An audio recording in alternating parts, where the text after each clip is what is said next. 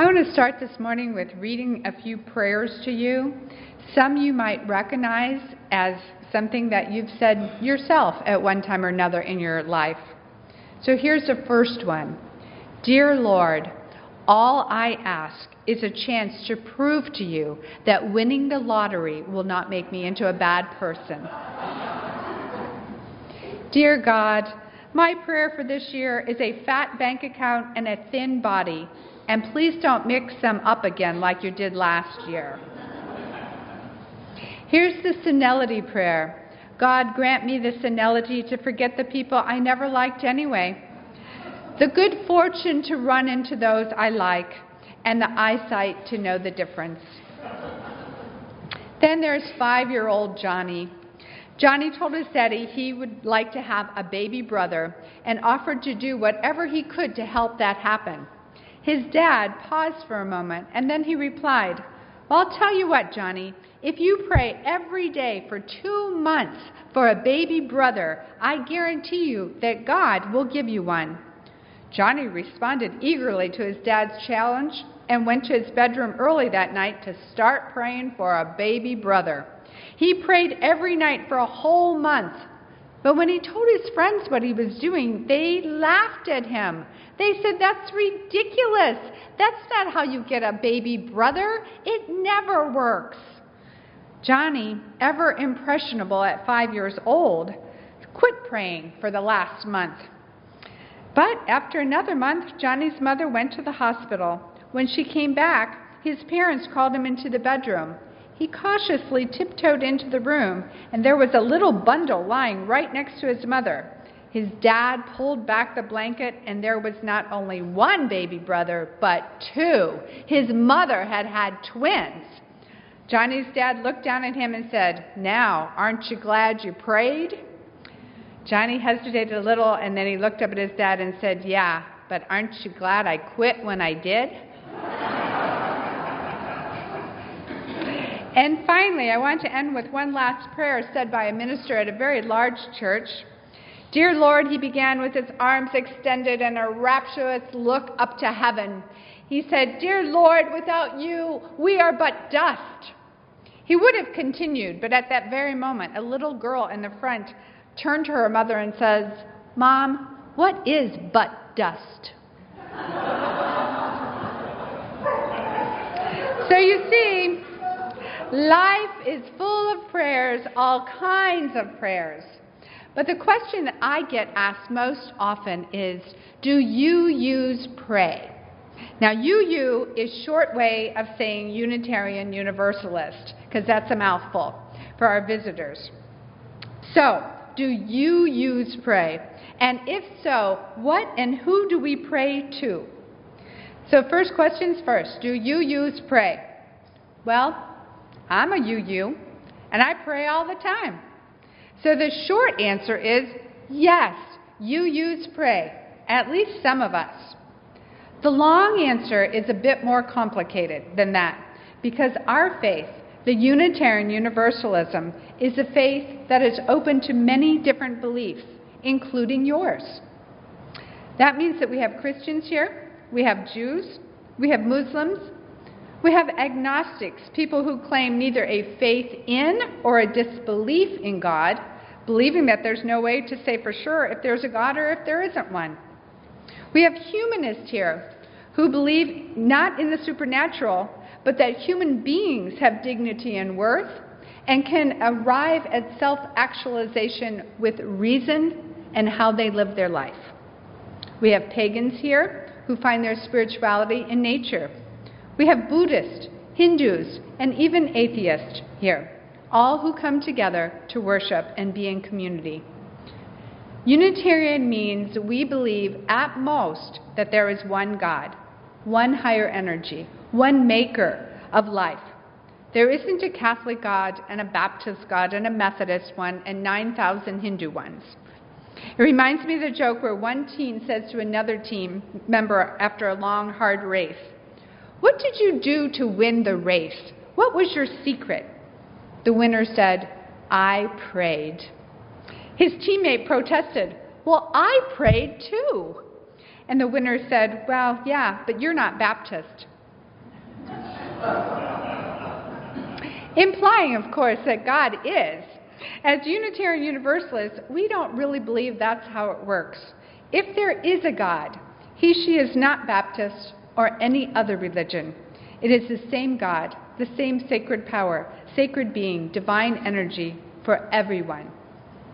So, as Unitarian Universalists, we have different beliefs about God, and no surprise, we have different beliefs about prayer, too. Now, my belief, as a UU who prays all the time, is that all UUs pray. In fact, all people do. They may or may not be aware of it, but they're doing it, and they just call it something else. Somebody could get me a glass of water. That'd be delightful. Thank you. Some call it meditation. Some call it yoga. Some call it sitting in silence and listening to that small voice. Some call it grief. Some call it connecting to the sacred. Some call it connecting to the energy vibration of love. Whatever we call it, it doesn't really matter to me. What matters to me is that we each develop a practice of prayer and make it very intentional. Now, I know what some of you are thinking, especially the atheists here. Practice prayer? Are you kidding? Nope, I'm not.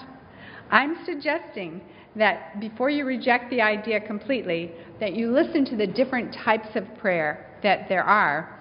And I suspect you already are praying some way, somehow. I'm going to talk to you about 5 different kinds of prayer. Thank you. I prayed for the water and it arrived. Thank you so much. Now, I like to use the different types of prayer that are described by Carol Lackey. She is the Unitarian Universalist minister at the Big Sky UU Church in Montana. This is how she describes the 4 types of prayer. Wow, thanks, oops, and gimme. To those, I want to add one called co-creation.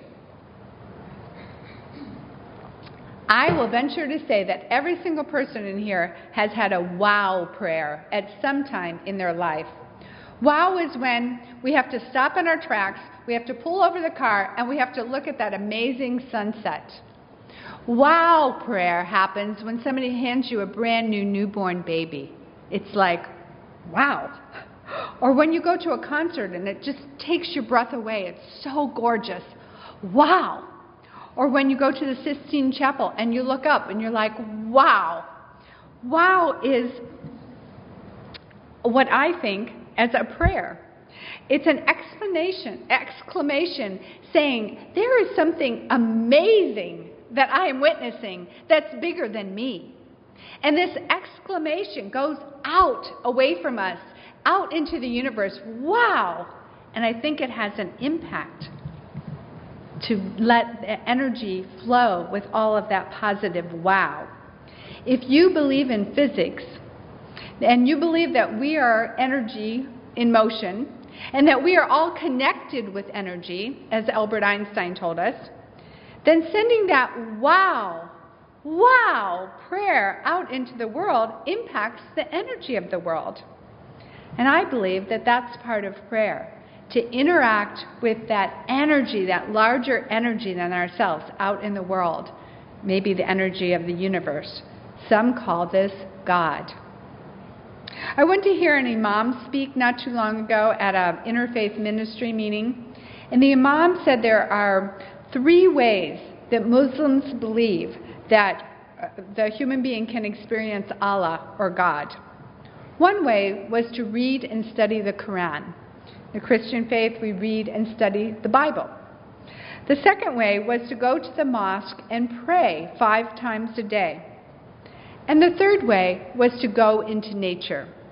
The Imam said that even if a person had never heard of Allah, had never seen a Quran, had never gone to a mosque, that person would still experience Allah through the beauty and the structure and the rhythm of nature. Since God is in everything. That is, they would still experience those wow moments, the sacred, the divine, through nature. And that's what a wow prayer is like. It's experiencing the sacred, the divine, something bigger than us, out in nature or in the world. I kind of think of those wow moments as when our breath is taken away, when we really feel like we're looking at the face of God. I have that experience when I sit on my couch and I close my eyes and my son plays the piano. I connect with that bigger than me experience, the God experience, the sacred experience. Now, I think wow prayers are really closely related to thank you prayers. Because when you have a wow experience, it almost lends itself to saying, thank you. Wow, thank you for allowing me to be right here at this point in time, at this intersection, to be able to see this or experience this. And so you might be asking, though, who are you thanking, Patti? Who do you thank when you say, thank you, thank you, thank you for this? Well, I'll tell you who I thank is not a white, heterosexual old man that lives in the sky that has a long beard. I used to pray to that man all the time when I was raised Baptist and when I went to a Quaker college. But I don't pray to him anymore.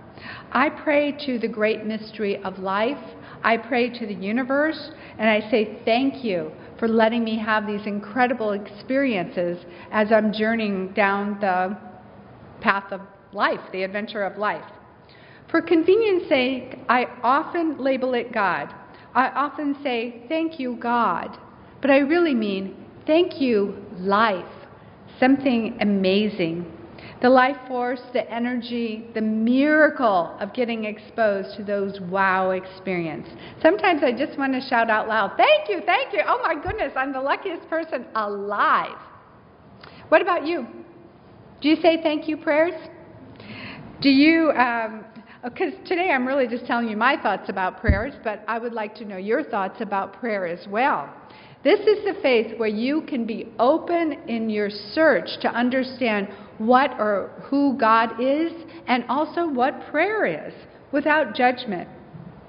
Do you say thank you for the food that you get every day? For your ability to walk? For your ability to see? Do you say thank you for your sanity? Because it's all sacred. And I think it's important to take notice of all the gifts that are given to us and to be grateful for it. Gratitude prayers seem to increase people's happiness. In fact, there's an old saying, and it might have been a prayer in the beginning, I don't know, that says, if you want to be happy, be grateful. Connect to your gratitude. The third type of prayer is the oops prayer. This is the one we say when we screw up, when we make mistakes, when we get it wrong. And sometimes, I don't know about you, but we get it very, very wrong. Have you ever had that experience in your life? I certainly have. We all do because we're actually flawed human beings. That's the design. The human experience is we are flawed and imperfect. Everyone. The oops prayer then is one we probably need to practice often. We can say it to God, please forgive me. We can say it to our partners, please forgive me. We can say it to each other, please forgive me. Now this prayer is kind of a circle prayer to me if I think of it in terms of God. If there is a God that we might personify, then this God has created us in this flawed capacity. It's not a surprise to God that we mess up and that we make mistakes. And so I don't think we really need to ask God to forgive us for being the human beings that we are. You already have that forgiveness on a large level. Your incompleteness and your messing up was factored in when you were designed as a human being. So, if we don't really need forgiveness from God, because that's already there, Logic 101 teaches us that if our our imperfections are already known at a higher level, and we're already forgiven by a high spirit that developed us, then it's okay to forgive yourself for whatever that is that you carry around with you. It's okay to let go of that and say, I forgive myself because of my humanness.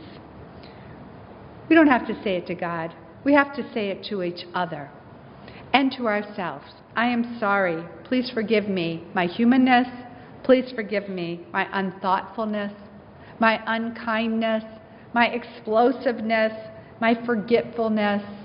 Please forgive me for being just a human being, because that's all we are.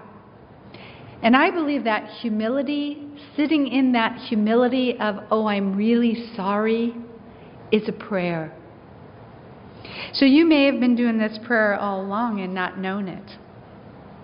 The fourth type of prayer is the one that most people think of as prayer, the gimme prayer. These are the petitionary prayers, the intercessionary prayers, where we want something. We're asking for something for ourselves or for someone else. Oh, please let me pass this test, even though I didn't study. Oh, please let the Astros win, or the Rockets. They had 15 wins in a row last night. Please let them get to number 16. Please heal my child, my mother, my friend. Please get me this job.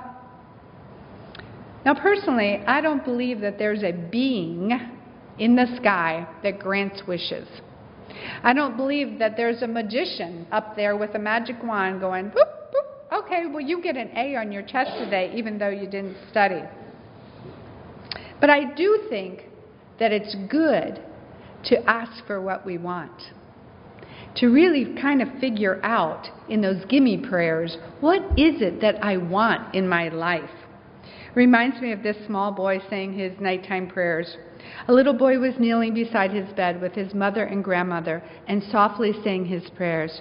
Dear God, please bless Mommy and Daddy and all the family, and please give me a good night's sleep. Suddenly, he looked up and he shouted, and don't forget to give me a bicycle for my birthday! There's no need to shout, his mother said. God isn't deaf. No, said the little boy, but Grandma is. Gimme prayers make it clear what it is that we want, and I think that's important. And I also think that sometimes grandmas are the ones that answer those prayers. And that's okay, because God or the divine, the spark of life, is in every one of us. And this interconnectedness that we have, maybe that's how it works. Having people that show up in our life at just the right time and just with the right message. And they have exactly what we need. That's another type of praying to me, asking for exactly what I need. Which brings me to the last type of prayer that I want to talk to you about, which I call co-creating. I could also call it the oneness prayer. I could also call it the intention prayer. This type of prayer is what I personally do every day, and I think you do too, but you may not be aware of it. The co-creating prayer, I believe we are able to co-create with the universe or God. We're able to impact that energy in both a positive way and a negative way, that we actually have a relationship with this energy that's all around us. There's a wonderful book called The Intention Experiment by Lynn McTaggart that talks about when we send out our thoughts, we are sending out energy. It's based on a concept called the law of attraction. Now, the law of attraction says what we send back out to the universe comes back to us multiplied. In the Gospel of Mark, in the Bible, chapter 10, verses 29 and 30, this concept is alluded to. Jesus said, "Truly I say to you, there is no one who has left house or brothers or sisters or mother or father or children or farms for my sake and the gospel's sake, the gospel of love, but that he will receive 100 times as much now in the present age of houses and brothers and sisters and mothers and children and farms." In fact, there are several references in the Bible of 10-fold, 100-fold, and even 1,000-fold return to a person. Maybe Jesus knew, and this he tried to teach us, the law of attraction, without the benefit of science back then. But now today we have the benefit of science. We can measure energy, and we can measure force fields of energy. And we can even measure our thoughts and how our thoughts impact that energy and the force fields. In the intention experiments, scientists are running many experiments to determine the power of thought on the world. That is, what is the power of group intention? Thousands of people around the world with the exact same intention are asked to hold that intention very clearly for 10 minutes. In 2008, for example, they did a peace intention experiment for Sri Lanka. After this event, violence went down 74% in Sri Lanka. And more than that, their 25-year war ended 7 months after the experiment. Now, thousands of people all around the world who were involved in this experiment were instructed to do whatever they could to bring peace to this region. They could pray, they could meditate, they could focus their energy in that direction, they could call upon God, they could send golden light, they could do whatever they could to create peace in this region. And it seemed to have a very measurable impact. But one experiment hardly leads to a conclusion that this really works. So they did more. For example, intention experiments have been done for sick and dying children around the world. Again, thousands of people were asked to participate, hold the intention of healing a particular child, and the child healed over and over again. Is this the power of prayer? Maybe. Or maybe it's the power of the collective consciousness. And maybe those two are the same thing. I don't know. But like an agnostic, I don't know that it's not possible. I don't know that it is possible that our thoughts really can determine our life. But I don't know that it's not. And I think if there's a chance that it's true, that what we send out comes back to us multiplied, we have to be really careful about what our thoughts are and what we're sending out. We have to take care of what we're telling ourselves and telling the energy of the world. For myself, as soon as I realize I'm going into a negative thought pattern, or I'm going into talking about somebody in a negative way, or I stop myself. We call it thought stopping in psychology, because we can't hold two thoughts at the same time. I stop myself and I replace it with what I want to have happen. For example, I worked with a client yesterday who was utterly in despair about her husband's alcoholism. She said things over and over and over to me like this: he will never change. I mean, never. He will never change. He will never get sober. It's hopeless. I don't know what to do because he'll never change. I asked her what she wanted, how she wanted her life to be. And she said, well, I want him to stop drinking. So I said, let's design some sentences that you can say to God or the universe to increase the chances of that happening.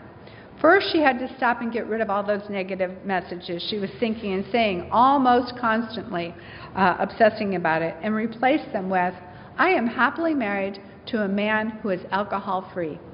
I am happily married to a man who is sober. I am happily married to a man I love and respect, and he loves and respects me. Now, if she does this every day, 500 times a day, mantras it, prays it, sends it out to the universe, I think their marriage will get better. Will he get sober? I don't know. I'll keep you posted. But I think it matters that his wife at least believes that in the possibility of his getting sober. Maybe the only thing that will happen is her energy will change, and the husband is able to respond to her energy change. I don't know. But I do know she has been praying ceaselessly to God for her husband's sobriety for 20 years, and it hasn't worked. I suggested to her that maybe she had been canceling out her prayer request all that constant negative, and that the only hope of change is to change that thought pattern. My point is, if you want something different in your life, take note of what your thoughts are. Put focus on where you want to go, what you want to actually happen in your life. Like, I want this church to grow. So in present tense, I say this is a full and wonderful church every Sunday morning. I think we have to be intentional. It's saying in the present tense what we want to have different. I am sober, if you're struggling with sobriety. I am present in this very moment. I am peace. Because I think we are impacting the world with our negative thoughts or our positive thoughts. It's a way of praying. It's another word for praying. It's just sending out energy. And it matters whether or not we're sending out what we want to be multiplied or not. This is how I pray. I pray with my thoughts. It's usually silent, and it's very personal. And I say it to God or the universe, the higher energy, or life itself. I have an ongoing conversation all day long with my thoughts and the universe. It's a constant sending out what I want to have multiplied in the world. I encourage you to practice this as well, and to harness those thoughts to direct them where you want them to go in the world. I want to end with sharing a poster with you of school children in Thailand. 1 million school children came together to pray for peace. They come once a year to pray for peace. I think it matters. Blessed be and amen. As you go forth this week, I encourage you to harness your negative thoughts, transform them into positive thoughts, what you want to have come back to you. Wayne Dyer had a story he used to tell about you were giving $1 million to go and furnish your home. And you go to a very, very expensive furniture store. And you walk in and you see 2 of the ugliest chairs you've ever seen in your life. And they're $60,000 each. And you say, yeah, give me 2 of them. And then you find an awfully ugly rug and it's $90,000. It's the worst thing you've ever seen. And you say, yeah, send that to my house. And you go through the store and you spend your $1 million on the ugliest stuff you can find. And the next day, it arrives at your house. And you say, what? What is all this ugly furniture doing in my house? And the delivery man said, well, you ordered it. Be careful what you're ordering. Be careful what you're sending out to the universe. I encourage you to send out and join me and 1 million school children in the prayer for world peace. Amen.